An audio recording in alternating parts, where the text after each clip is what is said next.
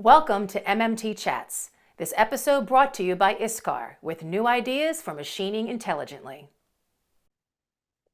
Hey MMT followers, Christina Fuges with MoldMaking Technology back for another quick MMT chat.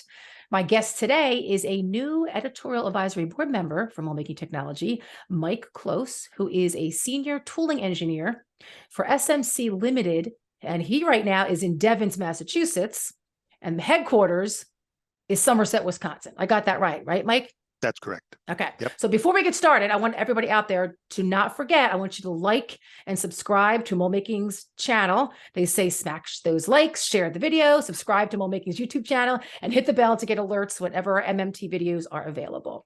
All right. So hello, Mike. Hello.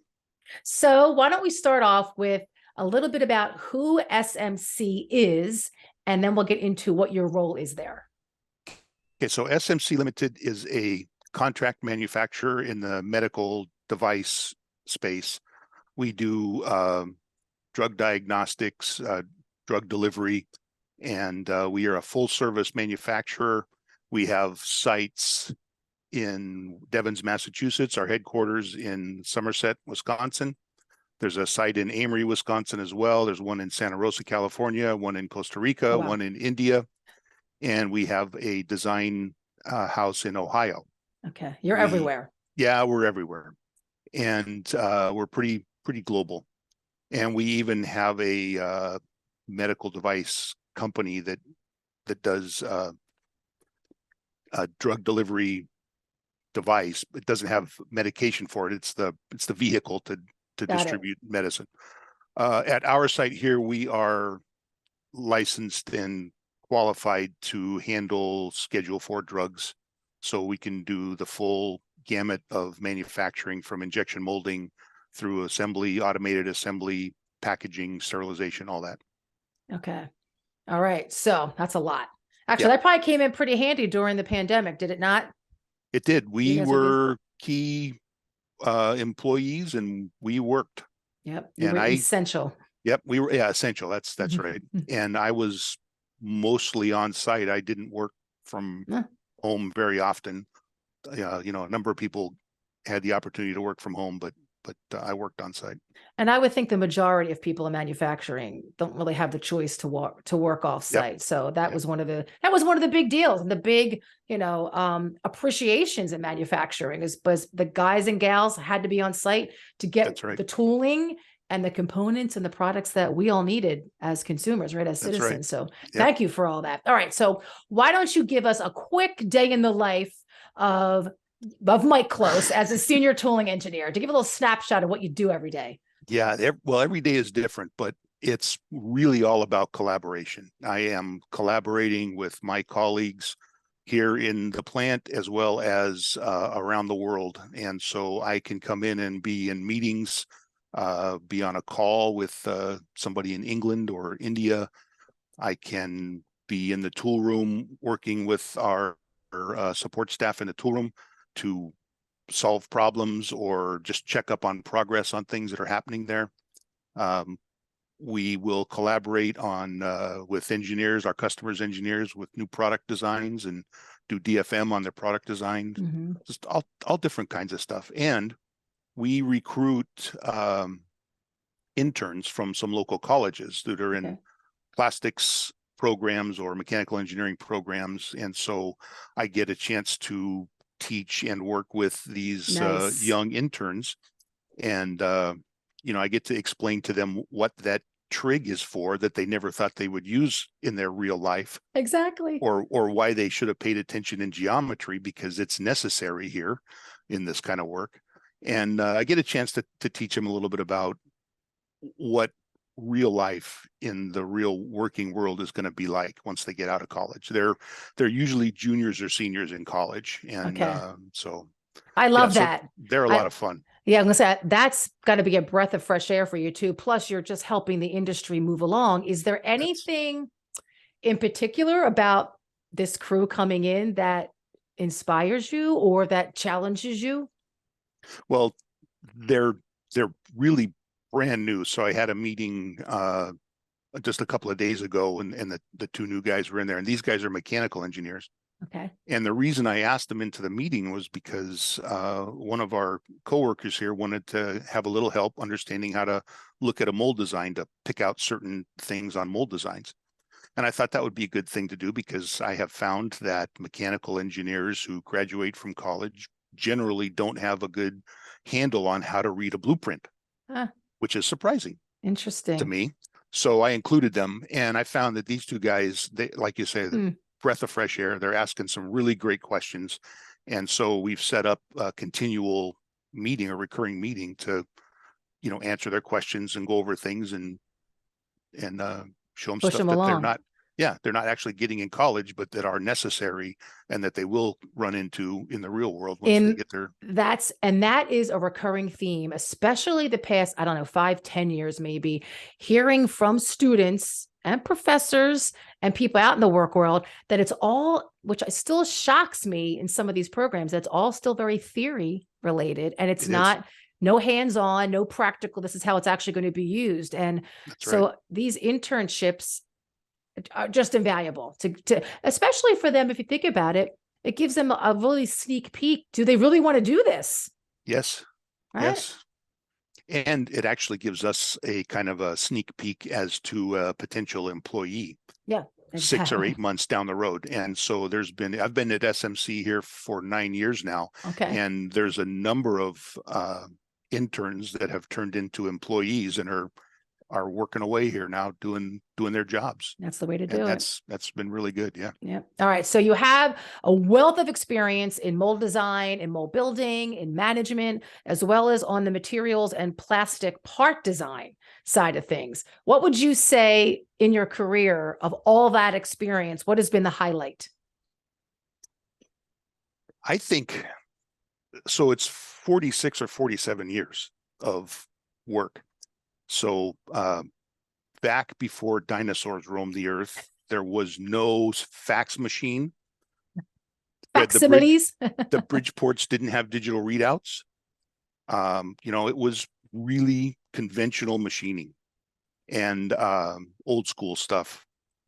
And seeing the technology advance, the way that we incorporated technology into the shops, and how it has changed how we build a mold over the years, the speed bumps that we ran into as we were incorporating that technology, the very early thoughts and conversations that CNC will never come into a mold shop because it takes too long to actually get a program written. I can get that part on my Bridgeport and cut out before I can write the program, set up the CNC machine, load all the tools, right? I mean, those were, I remember those discussions and then all of a sudden, oh, hey, we got a CNC machine. So seeing that evolution of the industry with the advancement through technology has been really cool for me.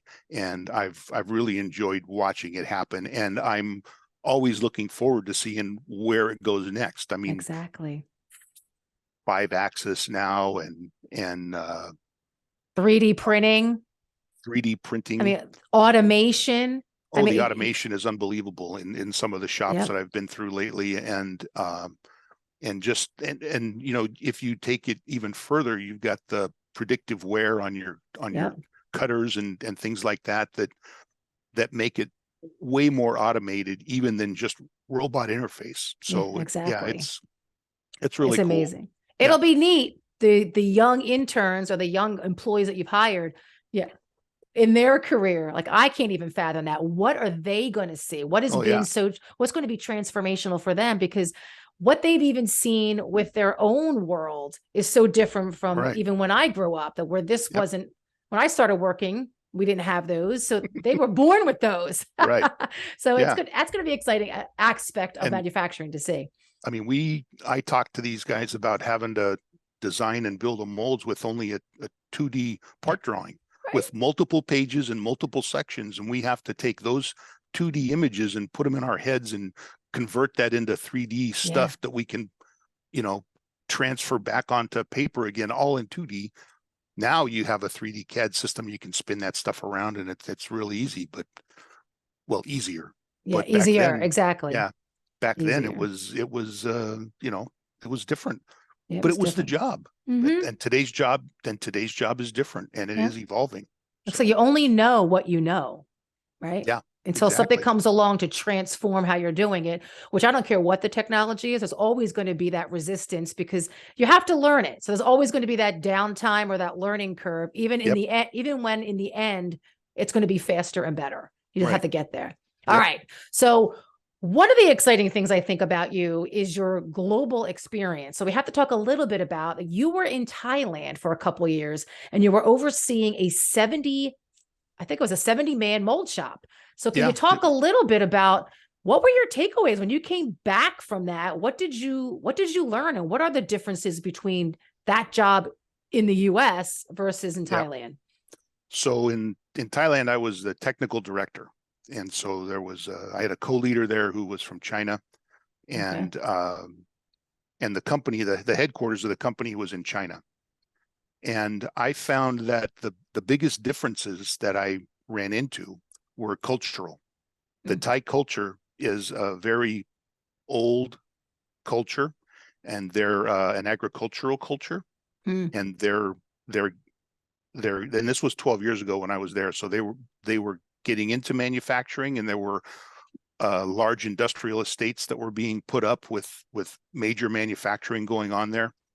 But I think part of what I want to say that I took away from that is that it's hard to take what we consider to be the way we want to do things here in the West, which is based on our culture and our work ethic, Right. and plop it down in a foreign country and say, let's all get in line and do this way, Mm. when it kind of conflicts with their mentality and their ideas and their culture.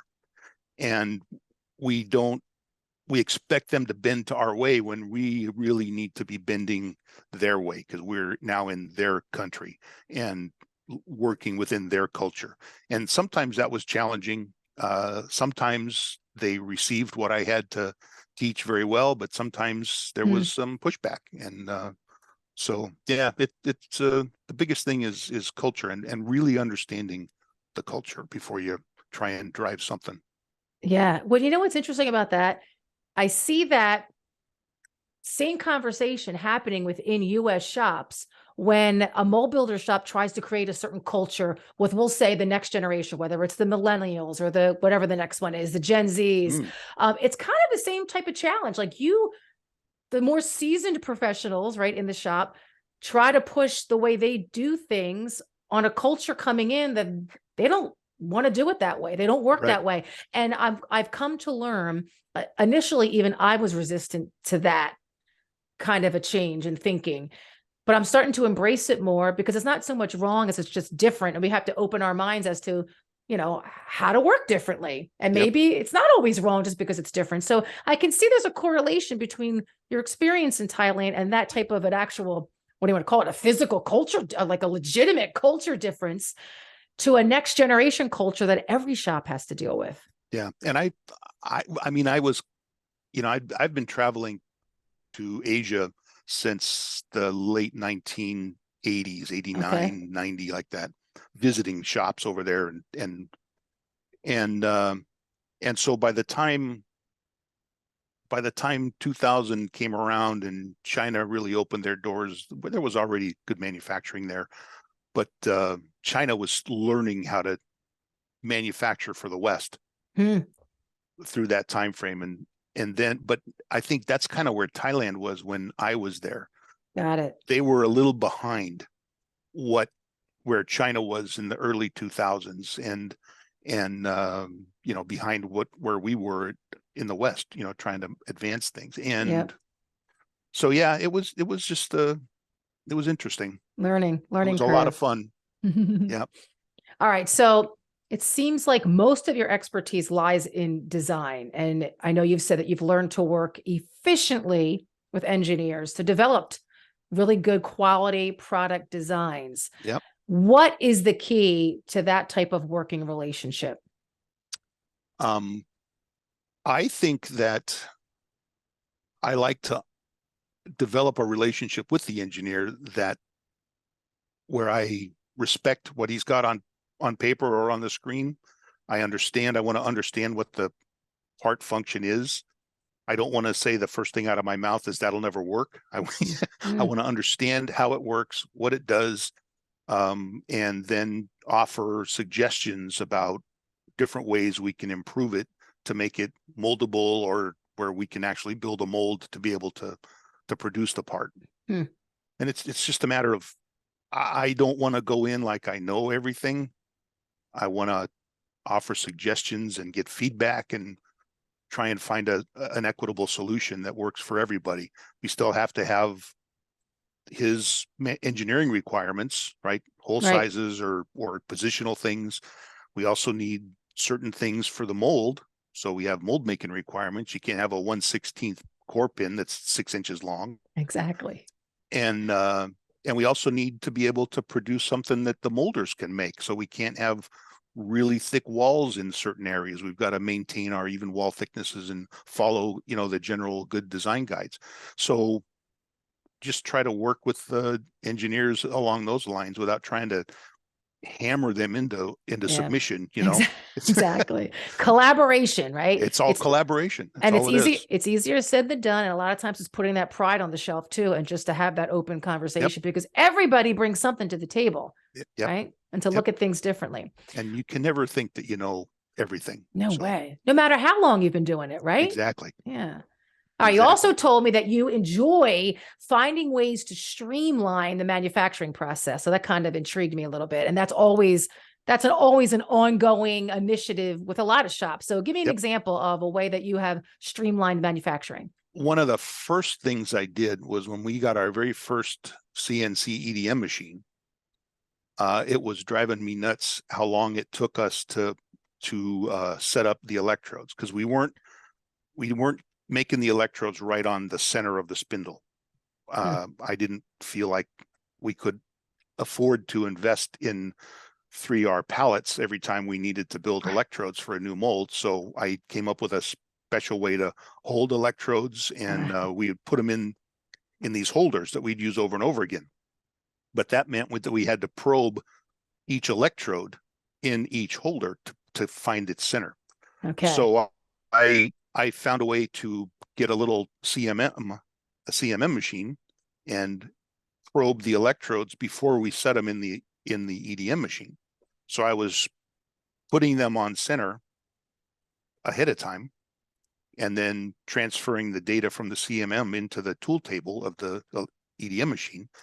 And then we could run, and we could get electrodes preset ahead of time, so that we could just pull the worn electrodes out of the EDM and put the new ones in, and write the program or pre-program it, and off we ran. So it was pretty good. And we were I was told by, the sales guys that run around back then, that I was one of the first shops to integrate nice them with the CNC EDM. Nice. So I try to find things like that will improve things. And some are simple, easy things, and some are a little more challenging, like that was, but it all worked out. Yeah. I mean, and I think that's the common mind of people in the mold making industry. You're just natural problem solvers, right? Constantly trying to troubleshoot. So I love when people I love that. Is there anything right now? Is there a specific bottleneck or challenge that you see on the shop floor or in engineering that you wish could be fixed, or you're working toward streamlining?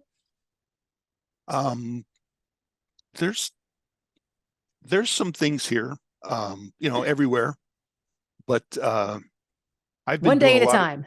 One day at a time. I've been working a lot with automated assembly lately. Okay. And that's been fun and challenging, learning about that. It's all very mechanical, and it's interesting to watch it. And there were times when we were going through the DFM that we were looking at how the parts would be assembled, and trying to sorry, it's okay, eat some water. And so we were trying to streamline what the automation guys were doing, and based on how we knew the assembly should go. So we do that sort of stuff. It's just I don't know. That's also more collaboration of thinking, right? It Looking at the is. overall processing. It is, and it's more of a group effort these days than Yep. back then. That was when I had my own shop, and I had this idea to make this work, and it turned out to be okay, and it worked out. And it worked. Yeah, and in some cases, I think sometimes we try things and they don't work out the way we anticipated, but that one worked out well for me, and I don't know, I do a lot of that stuff, so it comes natural to you. How do you think at SMC, how does that company culture foster that type of thinking and collaboration? Like what is a meeting schedule like, or how do you come together to have those discussions? We have project teams here. So we have a program manager. Program manager has a team.